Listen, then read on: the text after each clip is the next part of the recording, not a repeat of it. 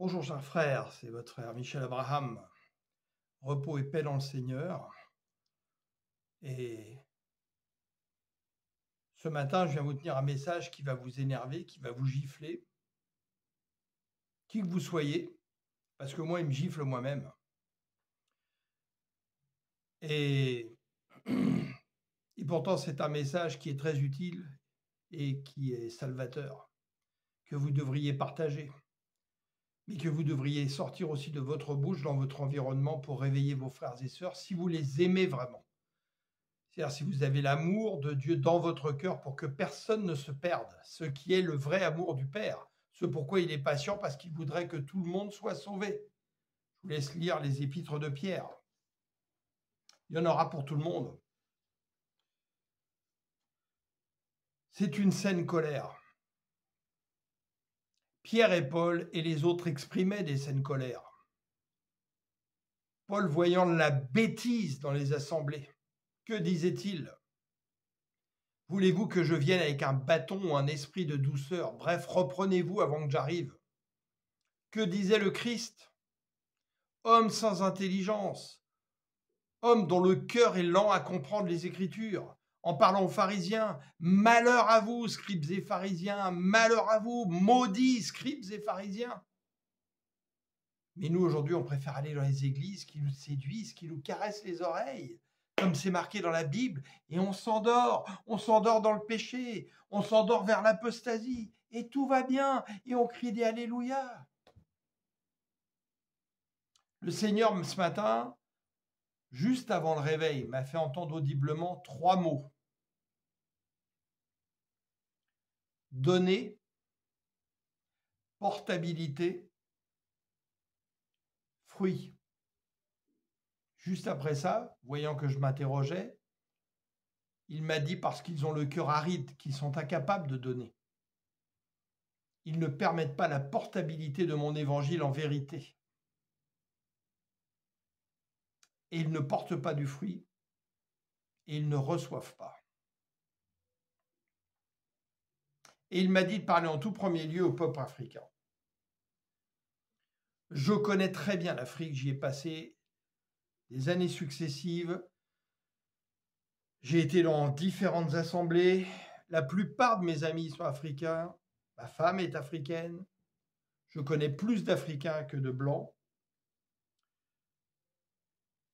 Je connais par cœur la souffrance du peuple noir que beaucoup d'Africains ne connaissent pas parce que je me suis intéressé énormément depuis 30 ans à tout ce que le peuple noir a vécu en Amérique du Nord, avec son combat pour les droits civiques, l'esclavage, les lynchages et des choses que vous n'imaginez même pas pour la plupart d'entre vous parce que ça ne vous intéresse pas. Traitez-moi de raciste si vous voulez. Moi, je sais ce que le Seigneur m'a demandé de dire.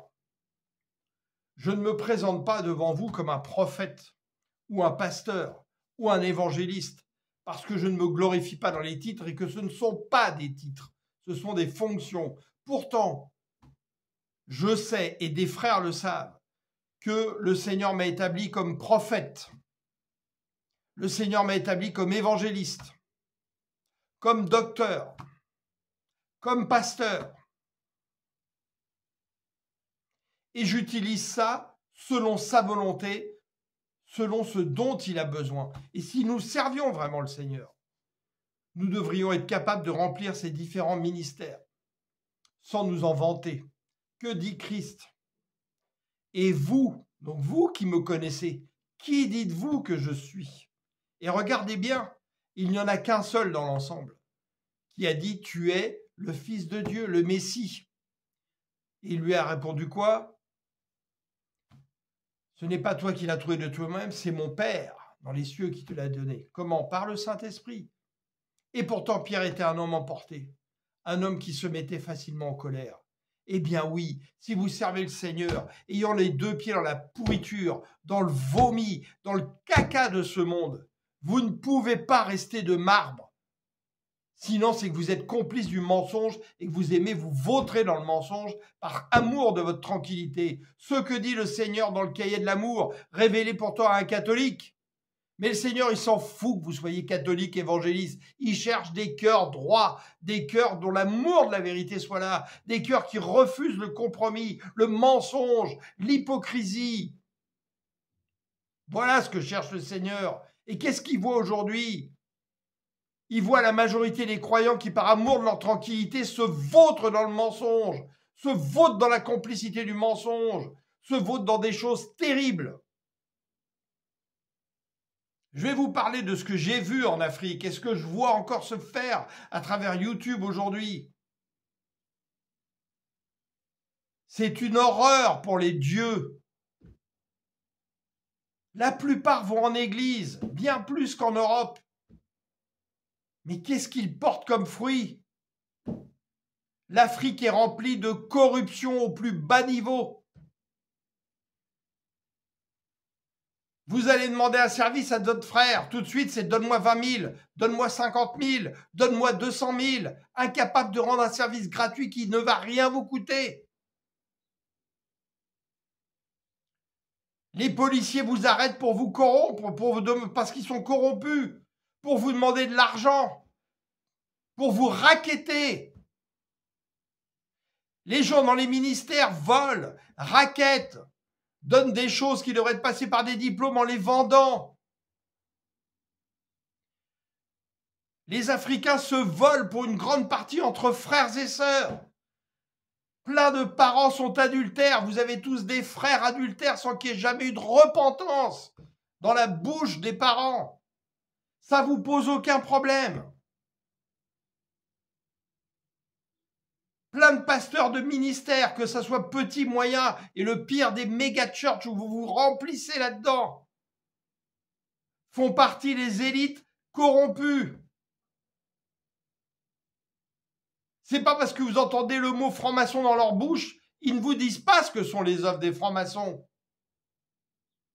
Dans les journaux dirigés par les francs-maçons en France, on vous parle aussi, on vous fait des articles sur leur franc-maçonnerie, mais on ne vous dit pas réellement ce qu'elle est. C'est normal, la plupart d'ailleurs ne le savent même pas. Ils sont utilisés comme ce sont des victimes. Mais ils sont cul et chemise avec.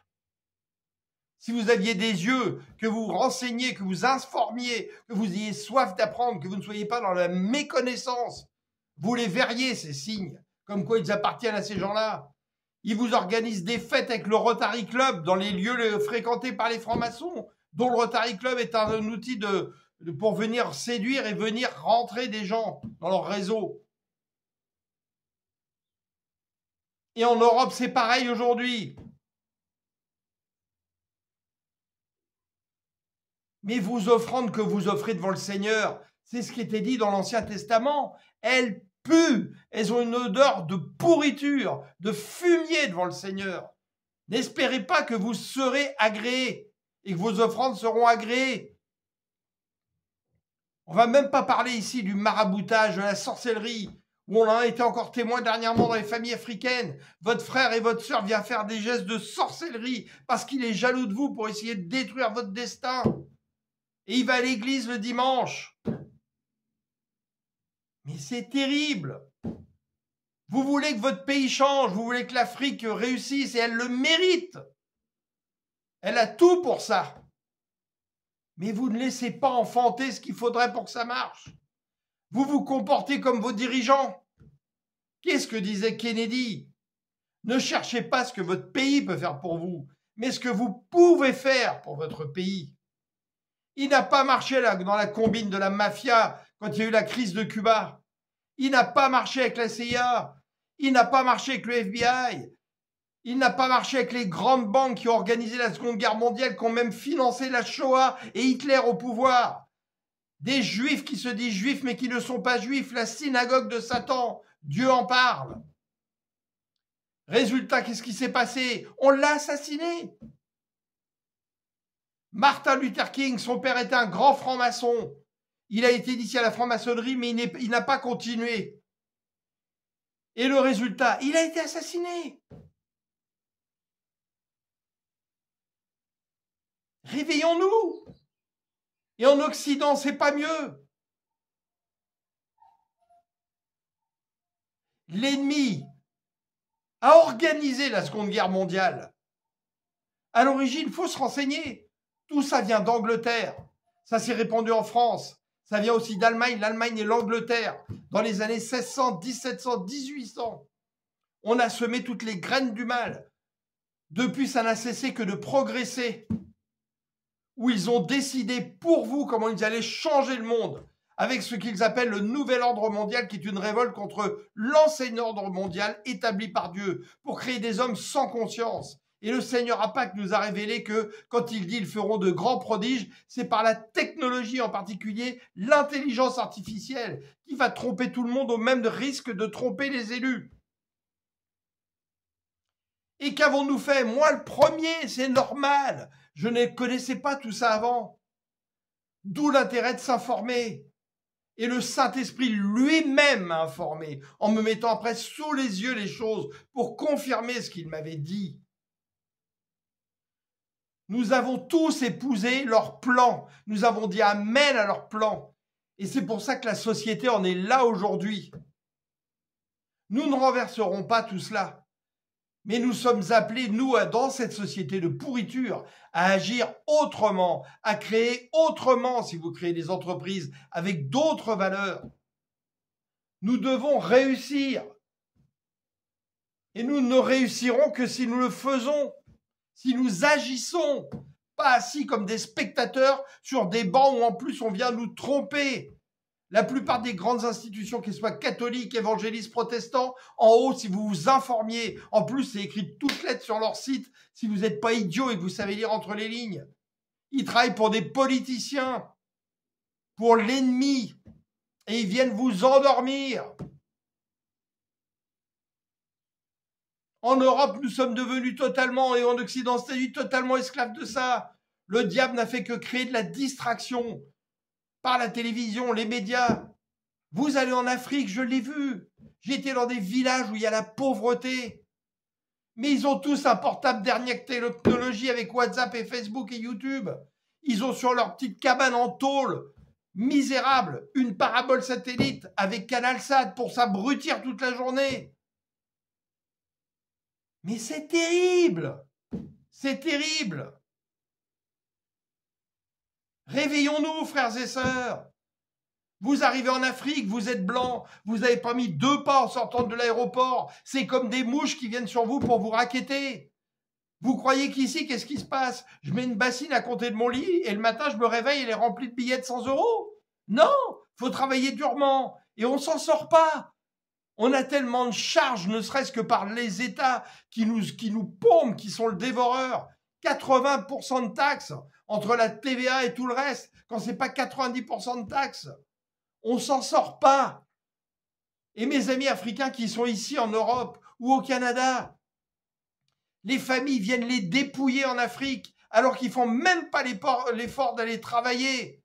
Or, que dit le Seigneur par la bouche de Paul et d'autres? Que celui qui ne travaille pas, tant pis pour lui. Le Seigneur, qu'est-ce qu'il a commencé à dire? De travailler. Travailler. Tout travail mérite salaire. Résultat, ces frères et sœurs qui sont en Afrique, je les ai vus. Ils sont endettés jusqu'au cou.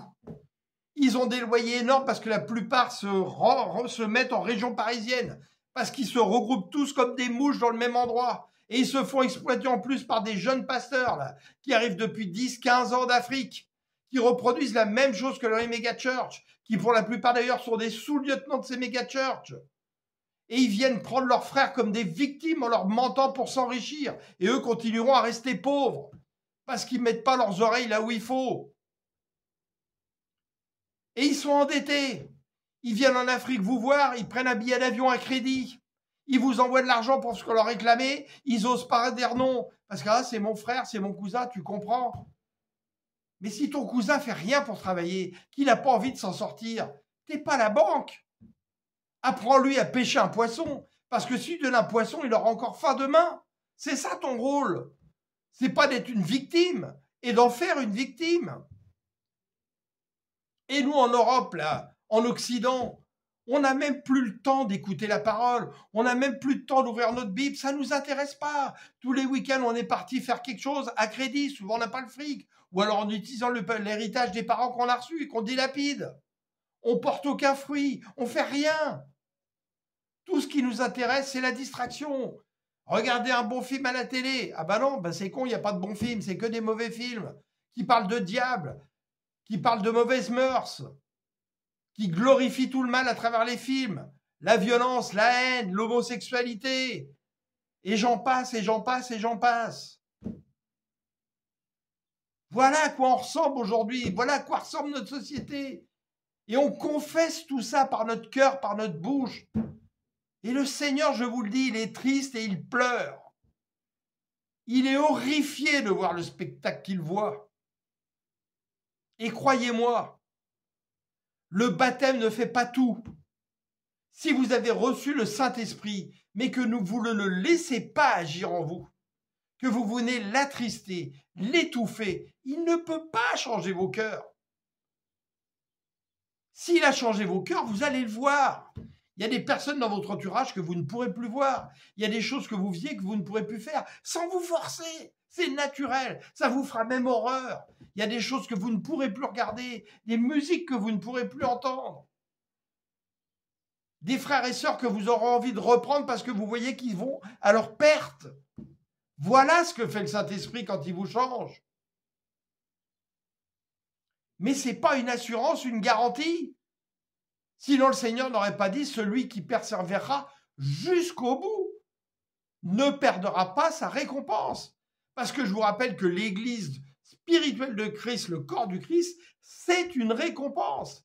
Et si vous en faites partie, c'est une église informelle et non pas l'église des hommes que vous voyez, des temples faits de main d'homme. Mais vous, le temple du Saint-Esprit, relié, tissé par des liens invisibles avec le Seigneur, il n'y a pas de place pour l'impureté là-dedans.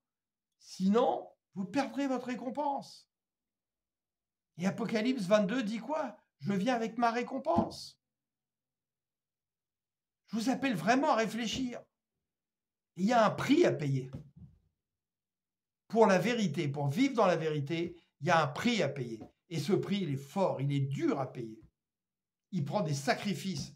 Parce que vous allez être obligé de ne plus vivre comme vit le monde. Or aujourd'hui, je suis désolé de le dire, je l'ai été encore il n'y a pas si longtemps, je le suis encore un petit peu sur certaines choses, j'essaie de combattre moi-même là-dedans. Nous sommes des adorateurs du monde, plus que des adorateurs du Père en vérité et en esprit. Nous sommes des hypocrites. Dieu nous voit comme des hypocrites. Alors ce message, partagez-le. Mais aussi par votre bouche, vous êtes censé être la parole vivante, le reflet de Jésus sur la terre, cette lumière du monde, ce sel de la terre. Qu'est-ce que m'a dit le Seigneur en 2021? Le sel ne sert pas qu'à la salaison. La salaison, c'est pour conserver. Et pourquoi justement? Qu'est-ce qu'il voulait me dire par là? On n'a pas assez salé la parole. Résultat, le diable est venu comme des vers dans la viande pourrir la parole. Il faut saler, saler, saler. Enlever les vers. Enlever la pourriture. Ô Père, mon papa d'amour, au nom de Yeshua, ton Fils, notre Sauveur, par ton Saint-Esprit, qui devrait demeurer en nous, porter du fruit, viens nous réveiller, viens nous gifler, viens nous fesser, viens nous reprendre, examine-nous, fais-nous nous examiner nous-mêmes, nous regarder dans la glace avec des yeux spirituels pour voir réellement ce que nous sommes. Ancre en nous la vérité, donne-nous la soif et l'amour de la vérité. Que dit le Seigneur face aux pharisiens? Je constate que vous n'avez pas d'amour envers Dieu. Et que leur dit-il plus tard, puisqu'ils étaient des docteurs de la loi? Ce n'est pas moi qui vous accuse, c'est Moïse qui vous a donné la loi. Eh bien là, croyez, qu'est-ce qui va se passer à votre avis? Si le Seigneur l'a marché au milieu de nous en ce moment, qu'est-ce qu'il dirait? Vous n'avez pas l'amour de la vérité qui pourrait vous sauver, ce qui est marqué dans 2 Thessaloniciens 2. Et Dieu vous envoie un esprit d'égarement parce que vous croyez au mensonge. Parce que Dieu ne veut pas des gens qui croient au mensonge. Il veut des gens qui aient l'amour de la vérité. Et il dirait quoi, Jésus, s'il était là? Il dirait, ce n'est pas moi qui vous accuse. C'est mon Père là-haut dans les cieux qui va vous accuser. et vous devrez boire de la coupe de la colère de Dieu, dont on en parle dans l'Apocalypse. Et nous, en tant que croyants, on pense que ça concerne que les gens du monde, les païens. Mais que dit-il? Les prostituées, tous ces gens-là, ils vont vous devancer dans les cieux. Parce qu'eux n'ont pas entendu encore la parole pour certains. Mais quand ils l'entendent, waouh, ça les touche. Nous qui sommes bercés dans les églises, ça ne nous touche pas. Le Seigneur, par ma bouche et la bouche d'autres, vous ont dit des choses merveilleuses que le Saint-Esprit vous a délivrées, comme des cadeaux, des pépites, des trésors des cieux. À part une poignée de frères, il n'y en a pas un qui s'est éclairé, qui s'est exprimé. Avez-vous vu des commentaires? Gloire à Dieu, alléluia, merci Seigneur. Rien, zéro, néant.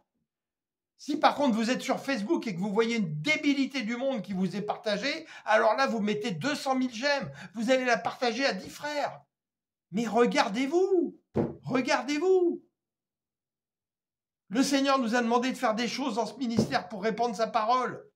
Vous voulez que je vous le dise en vérité? Pas un centime nous n'avons reçu, pas un centime sur 801 membres. Il n'y en a pas un dans son cœur qui aurait l'idée de dire « Tiens, on va peut-être donner un billet parce que ça va favoriser l'évangile, la propagande de l'évangile, le vrai, pas un faux évangile. » Rien, zéro. Par contre, ils préfèrent donner l'argent à des pasteurs millionnaires qui roulent dans des voitures à 200 000 euros, des maisons à 8 millions d'euros, qui auraient pu nourrir des personnes, qui auraient pu servir à propager l'évangile de vérité. Et ils viennent à pied dans l'église en n'ayant pas 10 francs CFA. Ils s'entassent dans des bacas et ils pensent que ça va aller. Mais ça va aller rien du tout. Où vous avez déposé votre offrande? Quelle odeur il y avait derrière votre offrande?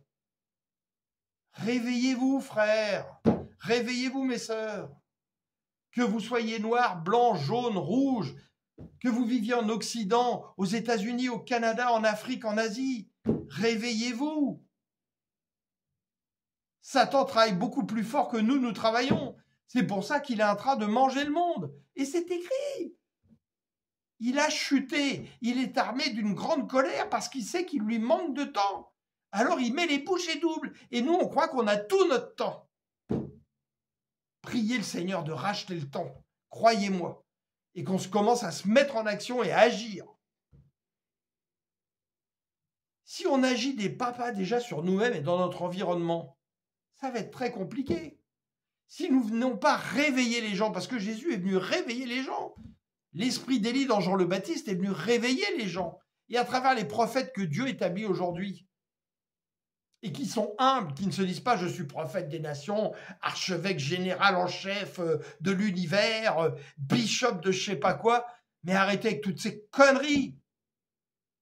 Ne vous glorifiez pas dans les titres et faites ce que le Seigneur vous a demandé. Alors, dans ces cas-là, le Saint-Esprit va pouvoir commencer à travailler dans les cœurs. Vous allez commencer à pouvoir agir.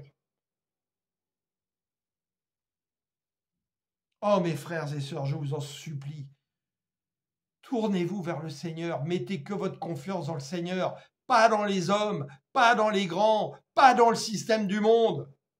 Vous allez perdre si vous continuez de faire ça. Perdre votre récompense. Je vous aime. Rappelez-vous les dernières paroles du Seigneur. Pardonne-leur, Père. Ils ne savent pas ce qu'ils font. De ma bouche sort la même parole. Pardonne-leur, Père. Ils ne savent pas ce qu'ils font. Viens les éclairer par ton Saint-Esprit. Viens les toucher vraiment en profondeur, Seigneur. Amen. Gloire à toi, Père Tout-Puissant, Abba, Éternel, El-Rorim. Gloire à toi, Yeshua Mashiach, toi notre Sauveur, l'Emmanuel de Dieu. Louange à toi, Saint-Esprit de Dieu.